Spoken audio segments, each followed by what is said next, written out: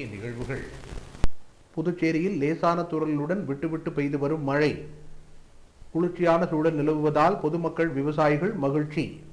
முதலமைச்சர் ரங்கசாமி தொகுதியான தட்டாஞ்சாவடி தொகுதியில் சாலைகளை சீரமைக்க கோரிக்கை. பொதுமக்களிடம் கையெழுத்து இயக்கம் நடத்திய இந்திய கம்யூனிஸ்ட் கட்சியினர். மாவட்ட ஆட்சித்தலைவர் குலோத்துங்கன் தலைமையில் நடைபெற்ற மாவட்ட அளவிலான போதைப் பொருள் ஒழிப்பு நார்கோ குழுவின் ஆலோசனைக் கூட்டம். பல்வேறு அரசு துறை அதிகாரிகள் பங்கேற்பு. காரைக்காலில் நடைபெற்ற இந்திய கடலோர காவல் படை வீரர்களுக்கான டென்னிஸ் போட்டி. இந்திய கடலோர காவல் படை வீரர்கள் 18 பேர் ஆர்வத்துடன் பங்கேற்பு. இனி விரிவான நிகழ்வுகள். புதுச்சேரியில் புதன்கிழமை நள்ளிரவு பெய்த மழையின் தொடர்ச்சியாக காலை முதல் வானம் மேகமூட்டத்துடன் காணப்பட்டது மட்டுமல்லாமல் லேசான தூறலுடன் விட்டுவிட்டு மழை பெய்தது. இதனால் புதுச்சேரி நகர பகுதி உள்ளிட்ட கிராம பகுதிகள் அனைத்தும் குளிர்ச்சியான சூழல் நிலவி வருவதால் விவசாயிகள் உள்ளிட்ட பொதுமக்கள் பெரும் மகிழ்ச்சி அடைந்துள்ளனர். புதுச்சேரியில் வழக்கமாக ஏப்ரல் மற்றும் மே மாதங்களில் வெயிலின் தாக்கம் அதிகமாக காணப்படும். ஆனால் இந்த ஆண்டு கடந்த பிப்ரவரி மாதம் முதலே கோடை வெயிலின் தாக்கம் தொடங்கிவிட்டது. மார்ச் மாதத்தில் கோடை வெயிலின் வெப்பம் அனலாக மாறியது. அதிலும் ஏப்ரல் மாதம் மற்றும் மே மாதங்கள் தொடங்கிய பின் கடந்த 20 நாட்களாக கடும் வெயில் பதிவானதுடன் வெப்பக்காற்றும் வீசியது. இந்நிலையில் தமிழகத்தில் உள்ள பல்வேறு மாவட்டங்கள் மற்றும் புதுச்சேரியில் கனமழைக்கு வாய்ப்பு இருப்பதாக வானிலை ஆய்வு மையம் அறிவித்திருந்தது. அதன்படி புதுச்சேரியில் புதன்கிழமை இரவு முதல் மழை பெய்து வந்தது. புதன்கிழமை நள்ளிரவில் கனமழை கொட்டி தீர்த்தது. மேலும் வியாழக்கிழமை காலை முதல் வானம் மேகமூட்டத்துடன் காணப்பட்டதுடன் லேசான தூறலும் தொடர்ந்து இருந்தது. இதனால் பொதுமக்கள், வாகன ஓட்டிகள் உள்ளிட்ட விவசாயிகள் பெரும் மகிழ்ச்சி அடைந்தனர். கோடை வெப்பம் தணிந்து புதுச்சேரியில் குளிர்ச்சியான சூழல் நிலவி வருவதால் அனைத்து தரப்பினரும் மகிழ்ச்சிக்குள்ளாகியுள்ளனர்.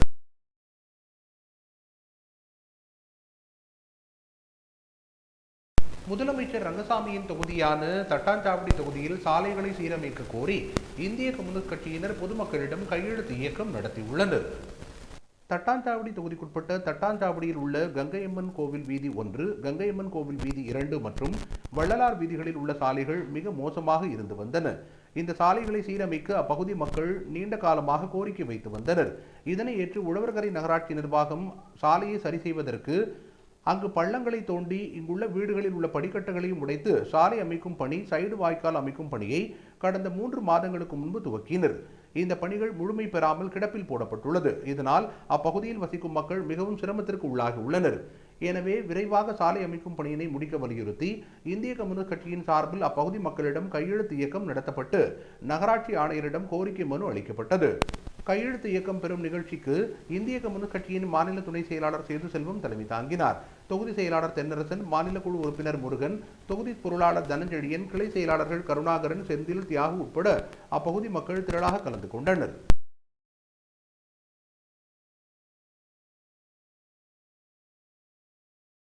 புதுச்சேரி மாவட்ட ஆட்சித்தலைவர் குலோத்துங்கன் தலைமையில் நடைபெற்ற மாவட்ட அளவிலான போதை ஒழிப்பு நார்கோ குழுவின் ஆலோசனைக் கூட்டத்தில் பல்வேறு துறைகளை சார்ந்த அதிகாரிகள் பங்கேற்றனர். புதுச்சேரியில் போதைப் பொருள் ஒழிப்பு நடவடிக்கை மேற்கொள்ள மாவட்ட அளவிலான நார்கோ ஒருங்கிணைப்பு குழுவின் 5வது கூட்டம் மாவட்ட ஆட்சித்தலைவர் குலோத்துங்கன் தலைமையில் நடைபெற்றது. கூட்டத்தில் காவல்துறை அதிகாரிகள் மற்றும் பல்வேறு அரசு துறைகளைச் சேர்ந்த அதிகாரிகள் கலந்து கொண்டனர்.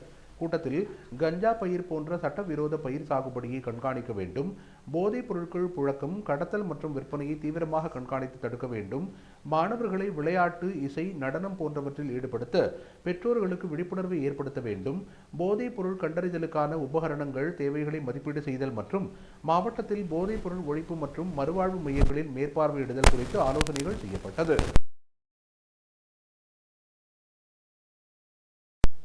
தேசிய டெங்கு தினத்தை ஒட்டி புதுச்சேரி மலேரியா திட்ட உதவி இயக்குநரகம் சார்பில் நடைபெற்ற விழிப்புணர்வு பேரணியில் சுகாதார ஆய்வாளர்கள், சுகாதார ஊழியர்கள் உள்ளிட்ட ஏராளமானோர் பதாகைகளை ஏந்தியவாறு பேரணியாக சென்று பொதுமக்களிடையே விழிப்புணர்வை ஏற்படுத்தினர். 16ஆம் தேதி வியாழக்கிழமையன்று மலேரியா திட்ட உதவி இயக்குநர் அலுவலகம் சார்பில் டெங்கு விழிப்புணர்வு பேரணி நடத்தப்பட்டது. இப்பேரணியானது செஞ்சி சாலை, லால் பகதூர் சாலை சந்திப்பில் தொடங்கி கம்பன் கலையரங்கம் வரை நடைபெற்றது. நிகழ்ச்சியின் ஆரம்பத்தில் மலேரியா திட்ட உதவி இயக்குநர் டாக்டர் வசந்தகுமாரி இந்த வருட தேசிய டெங்கு தின கருப்பொருளான சமுதாயத்தோடு இணைந்து டெங்கு கட்டுப்பாடு என்ற அடிப்படையில் விளக்கி பேரணியை கொடியசைத்து தொடங்கி வைத்தார். பேரணியில் சுகாதார உதவியாளர்கள், சுகாதார ஆய்வாளர்கள், தொழில்நுட்ப உதவியாளர்கள், பூச்சியியல் உதவியாளர் மற்றும் மலேரியா களப்பணியாளர்கள், ஆஷா பணியாளர்கள் ஆகியோர் பங்கு பெற்று டெங்கு விழிப்புணர்வு பதாகைகளை ஏந்தியபடியும் விழிப்புணர்வு பிரசுரங்களை வழங்கியபடியும் ஊர்வலமாக சென்றனர்.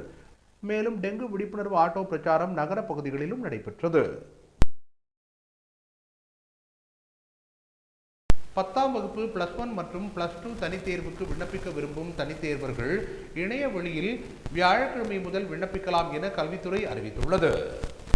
இது தொடர்பாக புதுச்சேரி பள்ளிக்கல்வி இணை இயக்குநர் சிவகாமி வெளியிட்டுள்ள செய்திக்குறிப்பில், புதுச்சேரியில் 10ஆம் வகுப்பு +1 மற்றும் +2 ஆகியவற்றில் துணைத் தேர்வுக்கு விண்ணப்பிக்க விரும்பும் தனித்தேர்வர்கள் 16ஆம் தேதி வியாழக்கிழமை முதல் ஜூன் 1 தேதி வரையில் விண்ணப்பிக்கலாம் என்றும், அதன்படி +1 மற்றும் +2 தனித்தேர்வர்கள் புதுச்சேரி முத்திரையர்பாளையம் இளங்கோ அடிகள் அரசு மேல்நிலைப்பள்ளி மாணவர் சேவை மையத்திலும், பெருமாள்பேட்டை விவேகானந்தா மேல்நிலைப் பள்ளியில் உள்ள சேவை மையத்திலும் விண்ணப்பத்தை பதிவு செய்யலாம் என குறிப்பிடப்பட்டுள்ளது. தட்டாஞ்சாவடியில் அமைந்துள்ள சத்குரு மகான் கணபதி சுவாமிகளின் சித்தர் பீடத்தில் நடைபெற்ற மகானின் 23ஆம் ஆண்டு குரு பூஜை விழாவில் ஏராளமான பக்தர்கள் கலந்து கொண்டனர். புதுச்சேரியில் ஜீவ சமாதி அடைந்த சத்குரு மகான் ஸ்ரீ கணபதி சுவாமிகளின் 23ஆம் ஆண்டு மகா குரு பூஜை புதுச்சேரி தட்டாஞ்சாவடி கலால்துறை அலுவலகம் எதிரில் உள்ள சுவாமிகளின் ஜீவ சமாதி ஆலயத்தில் 2வது நாளாக சிறப்பாக நடைபெற்றது. இதனையொட்டி பிரணவ கொடியேற்றத்துடன் தொடங்கிய குரு பூஜை மகா யாகசாலை திருமுறை வேள்வி நடைபெற்றது. அதனைத் தொடர்ந்து திருவருட்பா இசை பேரரசு மழையூர் சதாசிவத்தின் திருவருட்பா நடைபெற்றது. இதில் 1000க்கும் மேற்பட்டோர் கலந்து கொண்டு திருவருட்பாவை வாசித்தனர். அதனைத் தொடர்ந்து விழாவில் கலந்து கொண்ட அனைவருக்கும் அறுசுவை அன்னதானம் வழங்கப்பட்டது.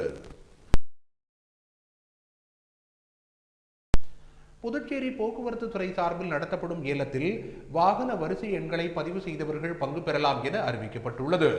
இது தொடர்பாக போக்குவரத்து துறை வெளியிட்டுள்ள செய்திக்குறிப்பில், புதுச்சேரி போக்குவரத்து துறையின் PY04B ஏனாம் வரிசையில் உள்ள எண்கள் இணையதளத்தில் வருகிற 21ஆம் தேதி வரை ஏலம் விடப்படுகிறது என்றும், ஏலத்தில் பங்கேற்க தேவையான பெயர், கடவு சொல்லை சம்பந்தப்பட்ட இணையதளத்தில் நியூ பப்ளிக் யூசர் என்பதை கிளிக் செய்வதன் மூலமாக பதிவு செய்து கொள்ளலாம் என்றும், வரும் 20ஆம் தேதி வரை பதிவு செய்தவர்கள் மட்டுமே 21ஆம் தேதி முற்பகல் 11 மணிக்கு நடைபெறும் ஏலத்தில் பங்கேற்கலாம் என குறிப்பிடப்பட்டுள்ளது. ஏலத்தில் ஆக்ஷன் முறையில் பங்கு பெற விரும்புவோர் அதற்கான வழிமுறைகள் மற்றும் ஏல நிபந்தனைகள் இணையதளத்தில் அறிந்து கொள்ளலாம் என்றும், அனைத்து பண பரிவர்த்தனைகளும் இணைய வழியிலேயே நடைபெறும் என்றும் குறிப்பிடப்பட்டுள்ளது. இந்திய கடலோர காவல்படை சார்பில் காரைக்காலில் கடலோர காவல்படை வீரர்களுக்கு நடத்தப்பட்ட டென்னிஸ் போட்டியில் 18 கடலோர காவல்படை வீரர்கள் ஆர்வத்துடன் பங்கேற்று விளையாடினர். காரைக்கால் மாவட்டத்தில் உள்ள கடலோர காவல்படை சார்பில் காரைக்கால் காமராஜர் உள் விளையாட்டு அரங்கில் கடலோர காவல்படை வீரர்களுக்கு இடையே டென்னிஸ் போட்டி நடத்தப்பட்டது. அதில் இந்திய கடலோர காவல்படை அம்மையா ரோந்து கப்பல், உஜயா பிரதீக் ரோந்து கப்பல் உள்ளிட்ட இந்திய கடலோர காவல்படை ரோந்து கப்பல்களை சேர்ந்த 5 அணிகளாக பிரிந்து 18 வீரர்கள் டென்னிஸ் போட்டியில் ஈடுபட்டனர். இந்த போட்டியில் உஜயா பிரதீக் கப்பல் அணியினர் முதலிடத்தை பெற்றனர். வெற்றி பெற்ற வீரர்களுக்கு காரைக்கால் கடலோர காவல்படை கமாண்டர் விஜய் விஸ்வநாதன் பரிசுகளை வழங்கி பாராட்டினார். இதனை அடுத்து வெற்றி பெற்ற வீரர்கள் சென்னையில் நடைபெறும் இறுதிப் போட்டியில் பங்கேற்க உள்ளனர் என்பது குறிப்பிடத்தக்கது. செல்லப்பெருமாள்பேட்டையில் இயங்கி வரும் விவேகானந்தா மேல்நிலைப் பள்ளி 11ஆம் வகுப்பு பொதுத் தேர்வில் 100% தேர்ச்சி பெற்று சாதனை புரிந்துள்ளது. நடந்து முடிந்த 11ஆம் வகுப்பு அரசு பொதுத் தேர்வில் செல்லப்பெருமாள்பேட்டை விவேகானந்தா மேல்நிலைப் பள்ளி 100% தேர்ச்சி பெற்று சாதனை படைத்துள்ளது. இப்பள்ளியில் 11ஆம் வகுப்பு பொதுத் தேர்வு எழுதிய 215 மாணவ மாணவிகளும் 100% தேர்ச்சி பெற்று சாதனை புரிந்துள்ளனர். மாணவன் கௌதம் 600க்கு 586 மதிப்பெண்கள் பெற்று பள்ளி அளவில் முதலிடத்தை பிடித்துள்ளார். மாணவி தமயந்தி 579 மதிப்பெண்களுடன் 2வது இடத்தையும், தர்ஷினி என்கிற மாணவி 578 மதிப்பெண்கள் பெற்று 3வது இடத்தையும் பிடித்துள்ளனர். 500 மதிப்பெண்களுக்கு மேல் 50 மாணவர்களும், 450 மதிப்பெண்களுக்கு மேல் 46 மாணவர்களும், 400 மதிப்பெண்களுக்கு மேல் 60 மாணவர்களும் பெற்றுள்ளனர். உயிரியல் பாடத்தில் ஒருவரும், வேதியியல் பாடத்தில் ஒருவரும், கணிப்பொறி அறிவியல் பாடத்தில் இருவரும், கணக்கு பதிவியல் பாடத்தில் ஒருவரும், பொருளியல் பாடத்தில் ஒருவரும், வணிக கணிதம் பாடத்தில் ஒருவரும் 100க்கு 100 மதிப்பெண்களை பெற்றுள்ளனர். சாதனை படைத்த மாணவ மாணவிகளை விவேகானந்தா கல்வி குழுமத்தின் தாளாளரும் பாராளுமன்ற உறுப்பினரும் புதுச்சேரி மாநில பாஜக தலைவருமான செல்வ கணபதி மற்றும் முதன்மை முதல்வர் பத்மா, விவேகானந்தா மேல்நிலைப் பள்ளி முதல்வர் திருமதி கீதா ஆகியோர் சால்வை அணிவித்து பாராட்டி வாழ்த்தினர்.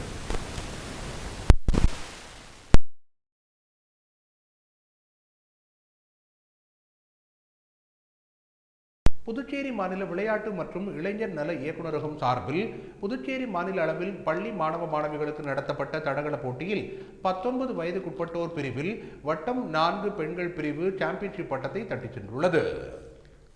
புதுச்சேரி மாநில விளையாட்டு மற்றும் இளைஞர் நல இயக்குநரகம் சார்பில் பள்ளி மாணவ மாணவிகளுக்கான மாநில அளவிலான தடகள போட்டிகள் கோரிமேடு ஆயுதப்படை மைதானத்தில் நடைபெற்றது. இதில் புதுச்சேரி மாநிலத்தில் வட்டம் 8 அளவில் தேர்வு செய்யப்பட்டு புதுச்சேரி, காரைக்கால், மாகே, ஏனாம் சேர்ந்த 640 மாணவ மாணவிகள் கலந்து கொண்டு விளையாடினர். போட்டிகள் 14 வயதுக்குட்பட்டோர், 17 வயதுக்குட்பட்டோர், 19 வயதுக்குட்பட்டோர் என 3 பிரிவுகளாக நடத்தப்பட்டது. இதில் ஓட்டப்பந்தயம், நீளம் தாண்டுதல், உயரம் தாண்டுதல், குண்டு எறிதல், வட்டு எறிதல் உள்ளிட்ட பல்வேறு போட்டிகள் நடைபெற்றன. இப்போட்டிகளில் வெற்றி பெற்றவர்களுக்கான பரிசு வழங்கும் விழா நடைபெற்றது. விழாவில் விளையாட்டு மற்றும் இளைஞர் நலத்துறை செயலர் அமர்நாத் தல்வாடே, கல்வித்துறை இயக்குநர் பிரியதர்ஷினி ஆகியோர் கலந்து கொண்டு போட்டிகளில் வெற்றி பெற்ற மாணவ மாணவிகளுக்கும் ஒட்டுமொத்த சாம்பியன் பட்டம் பெற்ற வட்டங்களுக்கும் பரிசுகளை வழங்கி பாராட்டினர். இதில் 19 வயதுக்குட்பட்ட பெண்கள் பிரிவில் வட்டம் 4 அணியும், ஆண்கள் பிரிவில் வட்டம் 6 அணியும் சாம்பியன்ஷிப் பட்டம் பெற்றது.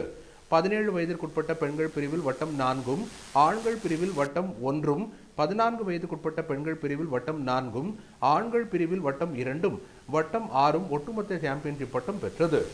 அவர்களுக்கு பரிசு கோப்பைகள் வழங்கப்பட்டன. இதேபோல் ஒவ்வொரு விளையாட்டுப் போட்டிகளிலும் முதல் 3 இடங்களை பெற்ற மாணவ மாணவிகளுக்கு பரிசுகள் வழங்கப்பட்டன.